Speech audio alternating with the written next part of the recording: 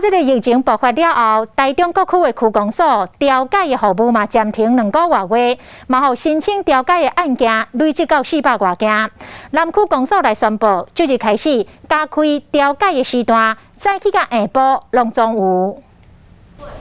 民众伫调解室进行调解，疫情爆发后，各区公所拢暂停调解服务，或者申请案件积有够多，为了加速消化这案件，调解时段有增加。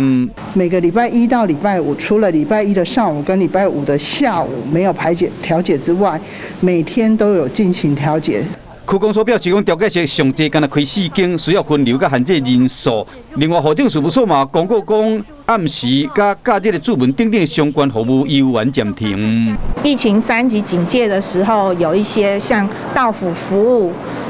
夜间服务，还有假日的预约服务，我们现在还是暂停的。那假日预约服务的话，就是比如说就是预约结婚登记，或者是说补办领身份证的这个部分。 另外，伫疫情的期间，民众真好奇讲，这个离婚案件敢会增加？南区户政事务所回应讲，伫这3个月来，差不多有20对离婚，这个疫情爆发前差不偌近。